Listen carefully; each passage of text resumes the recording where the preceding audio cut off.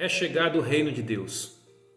Não vou me cansar de profetizar essa verdade sobre a sua vida, sobre a sua família, porque eu quero que você desfrute dos benefícios de viver o reino de Deus, de ter Deus como rei sobre as nossas vidas. Esse é o meu desejo para você. Compartilhe essa mensagem, se inscreva em nosso canal e compartilhe para a sua família, para os seus amigos, uma mensagem de vida, uma mensagem de poder, uma mensagem de quebrantamento, de reconciliação, mas de vitória, no caminho certo, tá bom? O meu nome é William Prado, eu sou engenheiro, sou empresário, não sou pastor, mas quero compartilhar contigo essa visão do reino de Deus, que Deus me desafiou, me sinto desafiado por Deus a compartilhar com você. Nós vamos continuar o capítulo 2 falando sobre a sedução. Como Satanás seduziu o homem. Satanás teve que adotar alguma estratégia de guerra, porque agora nós estamos em guerra espiritual. Satanás está sobre a terra com seus demônios para implantar o reino dele, e aí Deus vem e cria o homem, sopra no homem o seu espírito, dá autoridade de Deus para o homem, para que o homem subjugue Satanás, domine a terra e implante o reino de Deus na terra.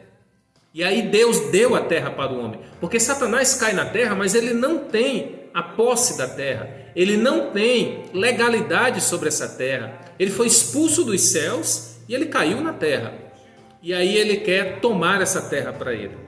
Mas aí Deus cria o homem e entrega a legalidade, o documento dessa terra para o homem. E agora o homem tem a legalidade e a posse da terra, porque uma coisa é ter o direito legal, outra coisa é ter a posse. O homem começa tendo a legalidade e a posse dessa terra. E aí Satanás agora precisa destruir esse novo inimigo, que é o homem. Porque o homem que foi levantado como alguém por Deus para subjugar Satanás. E qual seria a melhor estratégia para que Satanás destruísse o homem? Já de imediato declarasse uma guerra e fosse em luta contra o homem? Certamente ele perderia fácil, porque o homem estava morando no Éden, o homem estava sob a proteção de Deus, sob a guarda de Deus, e Satanás não tem poder algum para tentar entrar em guerra com o homem quando ele está protegido por Deus. Então a derrota seria certa. Então o que Satanás faz? Satanás tenta colocar no coração do homem o mesmo sonho, o mesmo desejo que fez com que ele caísse, com que ele fosse destruído. Então Satanás sorrateiramente incorpora na serpente e faz uma proposta ao homem. Lá no livro de Gênesis, no capítulo 2, a partir do versículo 15, diz assim: o Senhor Deus colocou o homem no jardim do Éden para cuidar dele e cultivá-lo. E o Senhor Deus ordenou ao homem: coma livremente de qualquer árvore do jardim, mas não coma da árvore do conhecimento do bem e do mal, porque no dia que dela comer, certamente você morrerá. Então, Satanás sabia dessa regra. Se o homem comesse dessa árvore, ele certamente morreria. E aí começa a sedução. Porque lá no livro de Gênesis, no capítulo 3, a partir do versículo 1, Satanás começa a conversar com Eva, com a mulher, acerca da árvore, dessa árvore que ele sabia que levava à morte. O inimigo sabe o que me leva à morte e o que leva você à morte. E às vezes aparecem tantas propostas na nossa vida, tantas seduções na nossa vida, que parecem bonitas, parecem belas como o fruto daquela árvore, bom para comer, mas na verdade é morte. E o inimigo sabe que é morte. Então cuidado com algumas propostas. Por isso nós precisamos andar na dependência de Deus para estarmos ligados espiritualmente, discernindo o que é de Deus e o que é proposta do inimigo. Então lá em Gênesis no capítulo 3 diz: ora, a serpente era o mais astuto de todos os animais selvagens que o Senhor Deus tinha feito. Então Satanás não vem com chifre, não vem com cara feia, não vem de vermelho para assustar a gente. Ele vem com algo belo, o mais astuto dos animais. E ela perguntou à mulher: foi isto mesmo que Deus disse? Não comam de nenhum fruto das árvores do jardim? Respondeu a mulher à serpente: podemos comer do fruto das árvores do jardim, mas Deus disse: não comam do fruto da árvore que está no meio do jardim, nem toquem nele. Deus não mandou tocar, Deus só disse para não comer. Mas o homem estava tão espantado, Eva estava tão espantada que ela disse: nem come nem toque, né? Do contrário, vocês morrerão. Disse a serpente à mulher: certamente não morrerão. Olha como o diabo trabalha. Ele tenta destruir um fundamento de Deus. Ele destrói uma verdade de Deus. Deus disse que morreria, mas ela diz: certamente você não morrerá. E eu vou te provar que não morre. Olha só como Satanás é astuto. Quantas vezes ele já contestou uma verdade de Deus na sua vida? Por exemplo, que a história do Éden não existiu. É uma verdade de Deus.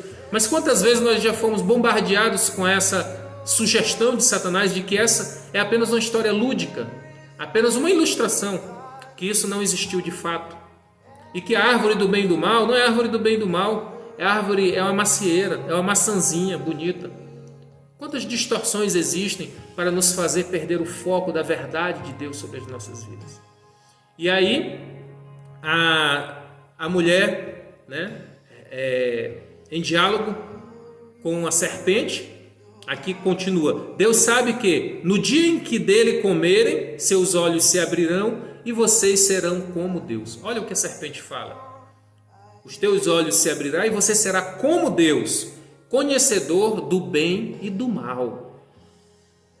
Então, toda vez que nós temos uma sede muito grande, uma fome muito grande por conhecer tudo, por saber tudo, e investimos o nosso tempo só no conhecimento, no saber, isso pode não ser um bom sinal. E eu não sou uma pessoa contra os estudos, muito pelo contrário. Eu acho que a gente tem que estudar muito, e eu estudo muito, mas estudo na direção de Deus, para conhecer mais Deus, para me aproximar mais de Deus e não para me distanciar de Deus. Não para provar que Deus não existe, que eu não preciso dele.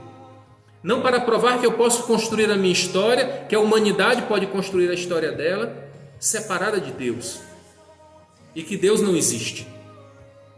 Deus existe. Deus nos criou, Deus nos amou, Deus nos formou. E o diabo enganou o homem, colocando no coração do homem o desejo de ser igual a Deus e construir um reino próprio. Então, toda vez que existe essa sede de poder, de fama, de glória, de elogios, isso sinaliza para um homem que está construindo um reino próprio. Por isso que na oração mais famosa que nós temos no mundo, que é a oração do Pai Nosso, leia a oração do Pai Nosso. Lá no final diz: porque teu é o reino, o poder e a glória para todo sempre. Amém. De Deus é o reino, o poder e a glória. Toda vez que nós tentamos nos apossar do reino, do poder e da glória, nós estamos tomando algo que é de Deus. Nós estamos contra Deus. Nós estamos fazendo a vontade do inimigo. E esse é o plano maquiavélico do inimigo, que nós nos voltemos contra Deus, porque aí nós vamos ser alvos fáceis para ele. Nós vamos facilmente ser destruídos por Satanás quando nós sairmos da cobertura de Deus, sairmos da presença de Deus, quando nós formos expulsos do Éden celestial. Então, essa foi a grande armadilha do inimigo para o homem. E hoje é necessário que os nossos olhos estejam abertos, e por isso eu venho revelar essa verdade espiritual para você, porque nós estamos em guerra espiritual, nós estamos em luta, você querendo ou não querendo, você acreditando ou não acreditando. Existe um inimigo nosso, o inimigo da nossa alma, que quer nos bombardear com mentiras, com independência de Deus, com pânico, com medo, e quer lançar as suas verdades, que são mentiras, para fixar na nossa mente, para entrar na nossa alma, e assim nós sermos afastados de Deus. Então não perca o próximo vídeo, nós vamos nos aprofundar nisso e revelar para você o plano destruidor de Satanás para as nossas vidas. Mas Deus tem um plano de felicidade, de paz e de amor, de sucesso para mim e para você. Eu te encontro no próximo vídeo. Deus te abençoe.